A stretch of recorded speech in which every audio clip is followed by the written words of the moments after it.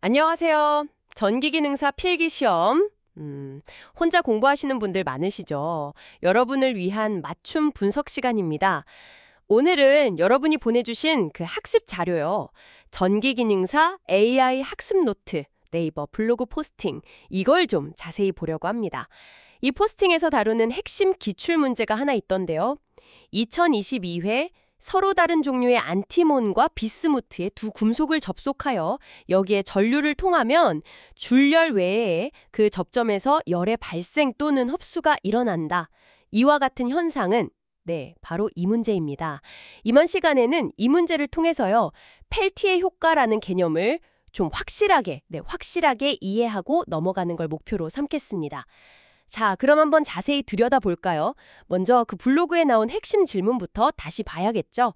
서로 다른 종류의 안티몬과 비스무트의 두 금속을 접속하여 여기에 전류를 통하면 줄열 외에 그 접점에서 열의 발생 또는 흡수가 일어난다. 이와 같은 현상은 보기는 1. 제3금속의 법칙, 2. 제백 효과, 3. 페르미 효과, 4. 펠티의 효과 이렇게 주어졌네요.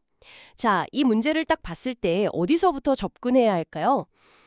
서로 다른 금속, 그리고 전류를 통한다, 또 접점에서 열이 나거나 흡수된다, 이런 단어들이 눈에 띄네요. 특히 줄열 외에라고 딱 명시한 부분, 이게 좀 중요한 단서 같아요. 그쵸? 그냥 열 나는 거랑은 다르다, 이런 의미일 텐데요. 네, 맞습니다. 그 핵심 키워드들을 아주 잘 짚어주셨어요. 문제에서 설명하는 이 현상이 바로 펠티의 효과, 펠티어 이펙트입니다. 그 블로그 설명에도 잘 나와 있듯이 서로 다른 종류의 금속, 문제에서는 이제 안티몬과 비스무트를 예로 들었죠. 이걸 붙여놓고 전류를 흘려주면 그 접점에서 열이 나기도 하고요. 반대로 주변열을 쑥 빨아들여서 차가워지기도 하는 그런 현상을 말하는 겁니다. 여기서 이제 가장 중요한 특징은요. 이 열이 나고 차가워지는 게 전류의 방향에 따라 결정된다는 거예요. 그러니까 전류를 한 방향으로 흘렸을 때 열이 났던 접점 있잖아요. 네네. 전류 방향을 반대로 딱 바꾸면 같은 접점에서 이번에는 열을 흡수해서 차가워집니다. 이게 그냥 전류만 흐르면 저항 때문에 열 나는 거 줄열이라고 하죠? 네. 줄열. 네, 그 줄열하고는 근본적으로 다른 점이에요. 줄열은 뭐 전류 방향이랑은 상관없이 무조건 열이 발생하니까요. 아하, 그렇군요. 그러니까 줄열은 그냥 방향 상관없이 뜨거워지기만 하는데 이 펠티의 효과는 방향에 따라서 뜨겁게도 차갑기도 할 수 있다. 그 방향성이 핵심이군요. 그럼 궁금한 게 보기에 다른 것들, 예를 들어 2번 제백 효과? 이것도 뭔가 관련이 있어 보이는데 이건 왜 답이 아닐까요? 네. 좋은 질문이십니다. 펠티의 효과를 제대로 알려면 다른 비슷한 개념들이랑 구분을 확실히 해야 하거든요. 그 2번 제백 효과는요. 펠티의 효과랑 아주 밀접한 관계가 있긴 한데 이게 원인과 결과가 정반대예요. 정반대요? 네. 제백 효과는 서로 다른 금속 붙여놓은 곳에 온도 차이를 줘요. 뜨겁고 차갑게. 그러면 거기서 전압, 그러니까 전기가 만들어지는 현상입니다. 열로 전기를 만드는 거죠. 근데 지금 문제는 전류를 흘려서 열 효과를 얻는 거잖아요. 그러니까 제백 효과는 아닌 거죠. 아, 열을 줘서 전기가 나오면 제백, 전기를 줘서 열이 나오거나 흡수되면 펠티에. 딱 반대네요. 그렇죠. 그리고 1번, 제3금속의 법칙. 이건 주로 온도 측정할 때 쓰는 열전대 회로에 관한 법칙이에요. 다른 금속을 중간에 넣어도 양끝 온도만 같으면 전체 전압에 영향 안 준다는 건데 문제랑은 좀 거리가 있죠.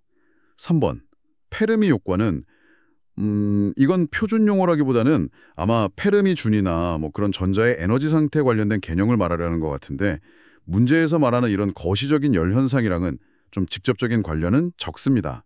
그래서 종합적으로 보면 문제 설명에 가장 딱 맞는 건 4번, 펠티의 효과가 되는 겁니다. 아, 이제 네 가지 보기가 확실히 구분이 되네요. 제백은 열 전기, 펠티에는 전기, 열 출입. 문제는 후자니까 펠티의 효과. 명확합니다. 블로그에서도 이 원리를 전자의 움직임으로 설명했던 것 같은데요. 왜 전류 방향에 따라서 열이 나고 들어가고가 달라지는 건지 그 부분을 조금만 더 쉽게 설명해 주실 수 있을까요? 네, 그 원리가 사실 펠티의 효과의 핵심인데요.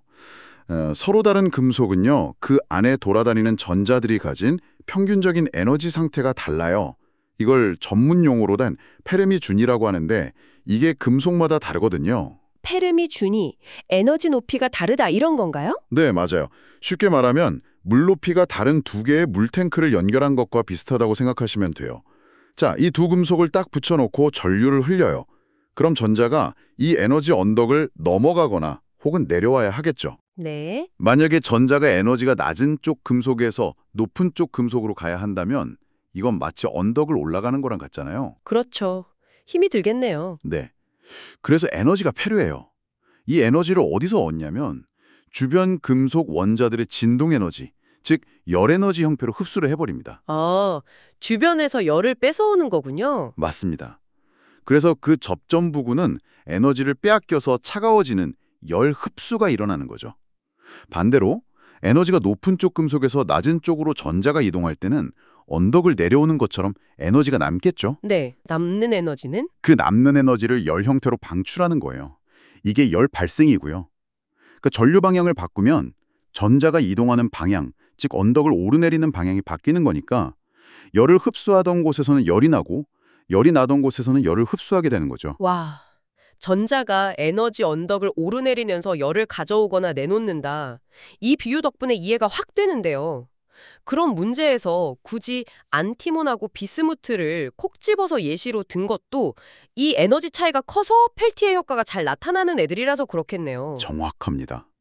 안티몬, SB이랑 비스무트, BI는 이 펠티의 효과가 비교적 크게 나타나는 대표적인 반금속 조합 중 하나예요.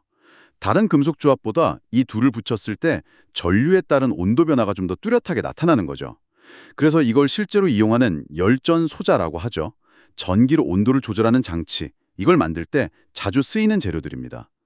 블로그에서도 참고자료로 논문 같은 걸 링크해 뒀던데 그런 걸 보면 주로 이 비스무트, 안티몬, 계열 합금의 성능을 어떻게 더 높일까, 결정 구조로 바꾼다거나 다른 걸 좀 섞어본다거나 이런 연구가 꽤 활발해요. 아, 그래서 블로그 설명에 응용 분야로 열전 냉각기 얘기가 나왔군요.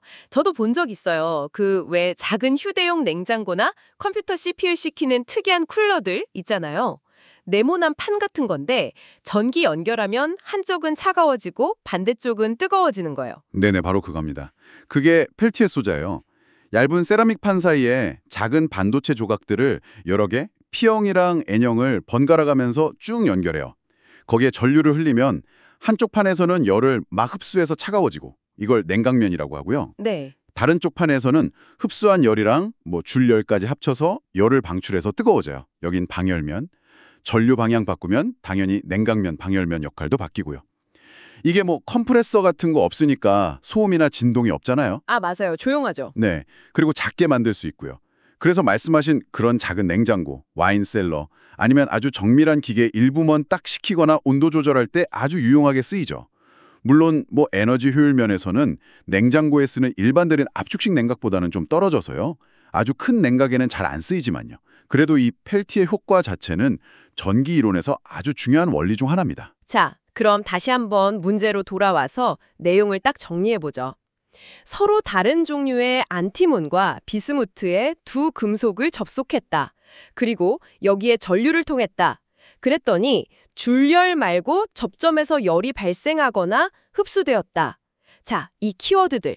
서로 다른 금속, 접속, 전류 통과, 그리고 방향성이 있는 열 발생 흡수. 이 조건들을 다 만족하는 현상은 뭔가? 아, 이제는 답이 너무 명확해 보이네요. 네, 그렇죠. 설명된 모든 특징들이 정확하게 펠티의 효과를 가리키고 있습니다. 그래서 정답은 보기 4번이 맞고요.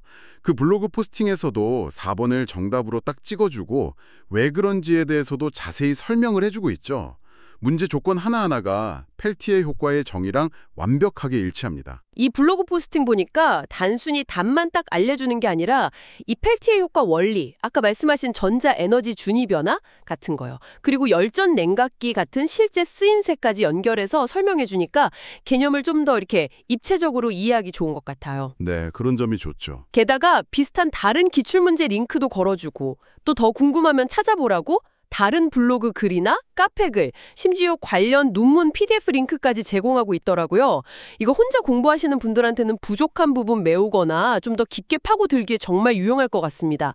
자, 오늘 저희가 전기기능사 AI 학습 노트 블로그 포스팅을 통해서 이 펠티의 효과라는 개념 아주 깊이 있게 다뤄봤습니다. 시험을 준비하시는 여러분 입장에서 오늘 내용 어떻게 딱 정리하고 기억하면 좋을까요? 핵심 요약 한번 부탁드립니다. 네, 가장 중요한 건요. 펠티의 효과를 정의하는 그 핵심 요소들을 명확하게 기억하시는 겁니다. 첫째, 서로 다른 종류의 도체가 두 개 필요하다는 것. 금속일 수도 있고 반도체일 수도 있고요. 둘째, 이 두 도체가 만나는 접합부가 있어야 하고요. 셋째, 이 접합부를 통해서 전류가 흘러야 합니다. 그 결과로 접합부에서 열이 발생하거나 혹은 흡수되는데 중요한 건 이 열 효과가 전류의 방향에 따라서 달라진다는 점. 이 5가지, 이걸 하나의 그림처럼 머릿속에 딱 넣어두시는 게 중요해요. 맞습니다. 그리고 아까 강조하셨던 줄열과의 차이점, 줄열은 방향 상관없이 열만 나지만 펠티에는 열을 낼 수도 뺏어올 수도 있다. 이 방향성을 확실히 아는 게 중요하겠네요. 거기에 안티몬 비스무트 조합이라든지 열전 냉각기, 펠티의 소자 같은 실제 사례나 용어들을 같이 묶어서 기억하면 개념이 훨씬 오래 그리고 더 확실하게 남을 것 같아요. 네, 맞아요. 그렇게 연상해서 기억하는 게 정말 도움이 많이 됩니다.